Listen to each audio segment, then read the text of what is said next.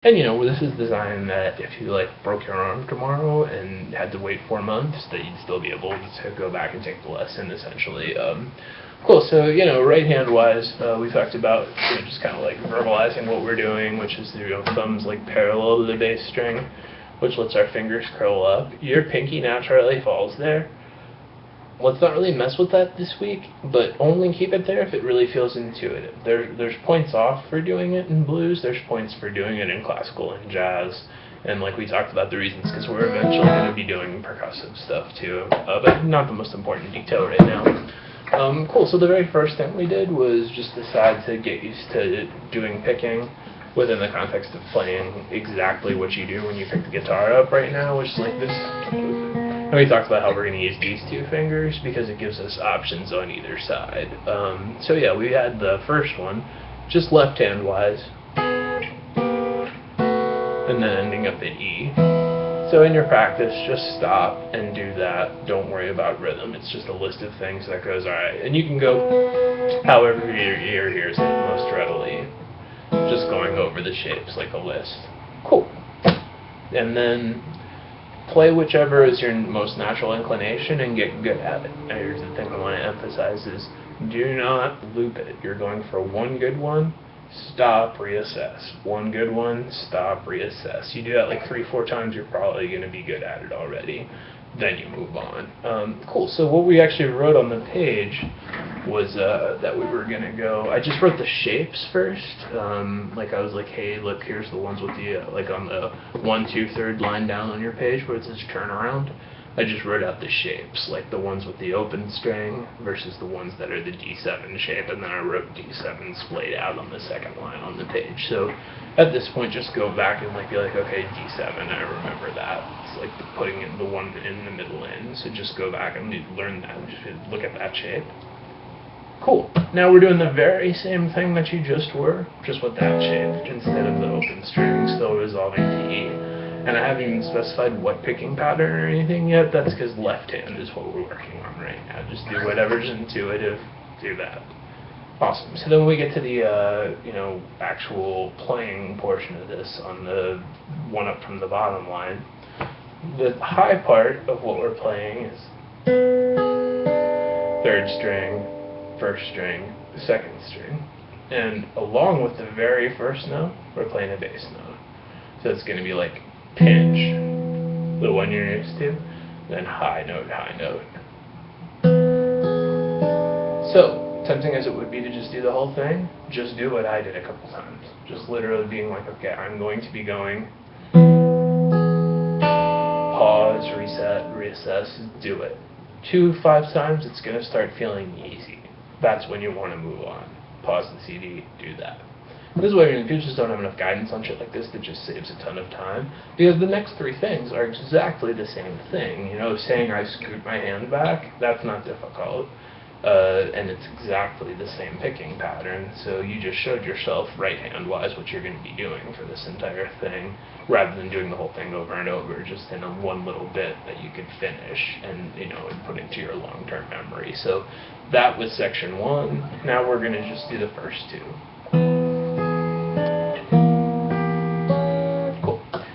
And stuff we talked about is how you want to keep your thumb in a position where you're going to pull away from the string. You're already doing that. A good job having your fingers curled for your melody notes and pulling away and anchoring and stuff. So thumb-wise, away, away. That's the only way we can add volume without hitting the 5th string. So yeah, these little flicks. Like think about if you had a thumb pick on, down and away, down and away. And just kind of listen to your bass notes, be sure you're playing them audibly. And then the most important concept here is that we want legato, we want long tones, we don't want choppy. And the way choppy happens is when you subconsciously put your finger right back on the strings, or when one puts their fingers right back on the strings, like that or whatever. And the same thing happens with our thumb, where we'll go like, which we do on purpose sometimes, but here we're going for just nice.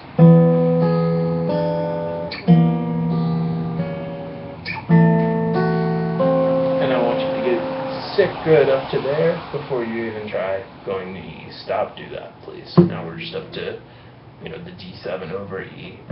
Something or other slash something or other just means there's an E bass note in this chord we're playing. There's a lot of like C sharp minor 7 flat 5 that actually is confusing.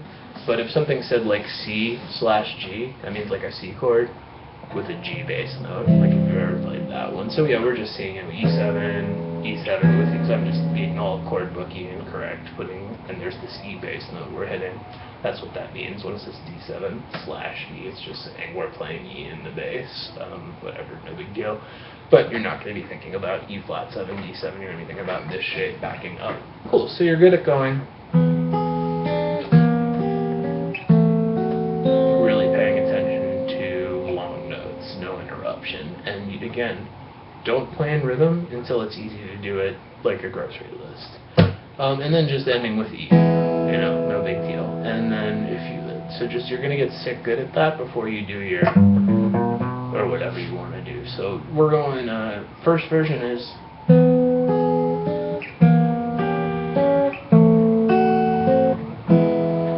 second version, same exact thing, but with the open strings, the one that came more natural to you. So just no index finger over here. Like, nothing changes right hand wise, you just go. So. Cool. Something you can do if you want to have a little bit of, so get good at that. And, there it is. Having learned this thing, doing that's going to be a formality versus kind of inadequately learning. They're the same thing, just you pick your index finger up. Treating it like anything more than that is making it more difficult than it needs to be. Cool, so there we are. We're going this rhythm 1 and a 2 and a 3 and a 1. Cool. And then also just, so that's the part that's on the page. Then try some stuff where you're hitting all 3 notes at once. Just being like, or something. And I mean all 3 melody notes along with the bass notes. Still boom, boom, boom, some kind of,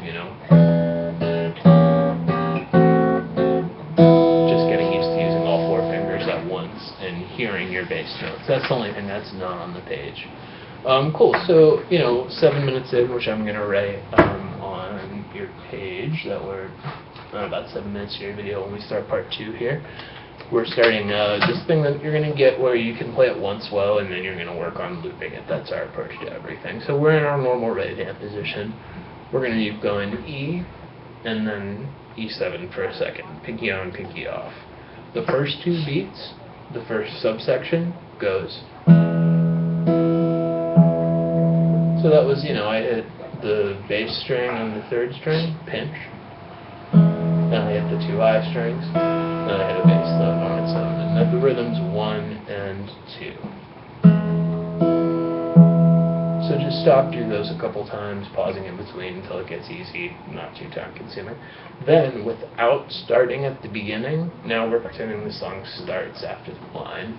And you actually have to show yourself something really quick. So yeah, pinky, E7. Cool, so the last 2 things are identical. It's the very same thing. The only thing that changed is what we do in the very first, we're going this, then that. This is the thing that only changes. And here we're hitting, right hand wise, we're going to be hitting 1, 2, 3 strings now, right? We're in the 1st, 3rd, and 2nd string. Like that. So just do that a couple times.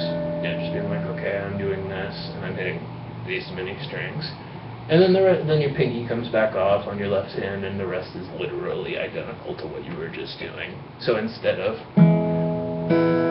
now we're going. So it's just pinkies there for a second, then it takes back off. I'm always going to write a change if there's any left hand change, like I went back to E on the page. Cool, so it's, no different. Excuse me. Cool, so, and really want to encourage you at this point to not be like, holy shit, there's new stuff. This is really easy for you. And there's this whole, like, half full, half empty plate thing happening. You played this perfectly the second time I showed it to you. This is not difficult for you unless you approach it wrong.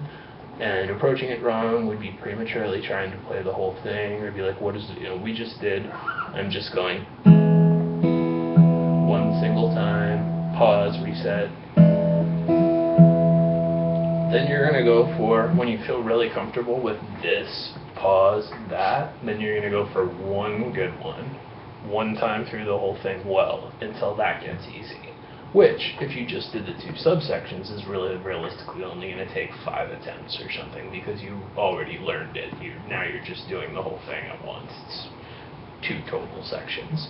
And then, so now you're going for, and not then immediately trying to loop it, which is what everyone's natural inclination is. Just one, yeah, totally, like, 2 to 5 times more than you'd naturally be inclined to. And this is where we get conscious focus enough to focus on the things like we are, that like not putting your fingers back on the strings, long tones, like not accidentally muting the 2nd string with your index finger when you're playing E, with your finger size, like we talked about. It's going to be really important to curl your fingers the nice unnatural way that we do when we're playing guitar, coming straight in at the strings will be more important for you than other people. So that's the thing to be aware of, is not to go deadening your 2nd string with this, and not coming right back to the strings over here, but kind of playing like picks, but still staying in position. Anyway, so you get good at doing it once, then this is the underemphasized step. Then you're going to go for twice total before you try looping it. So you're going to go, okay, I've done it more than once. Pause, do that again until it gets easy. Again, you're already going to be good at doing it once the first time you try doing it twice. So in need of like, oh shit, you did it twice, you're already going to have this mastered when you try doing that twice. And then and only then loop it, So you're going 2 good ones, stop. 2 good ones, stop. After going 1 good one, stop. 1 good one, stop. If you did that, then switching to now I'm looping it is going to be easy. It's just like a formality to then do it more than 2 times. But here's how the whole thing sounds.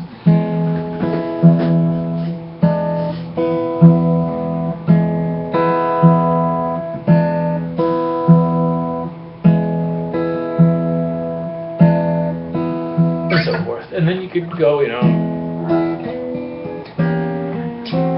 if you want, but either way, we got 2 different sections, and you can combine them if you want to. Do anything but prematurely move on. It's really tempting to just be like, oh, fuck it, I'll just play it.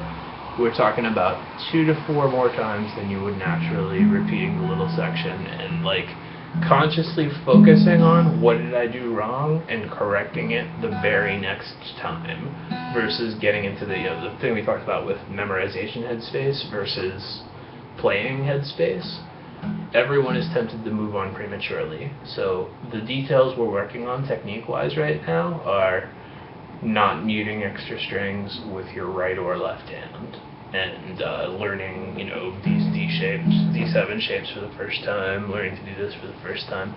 So yeah, breaking it into little sections actually gives you enough conscious focus to put it into your long-term memory. We never want to be guessing. Anytime you find yourself in the guessing headspace, you just didn't do section 1 enough and need to go back to it. And anyway, we only have to say this, once, the dance steps thing. Anyway, cool. Let me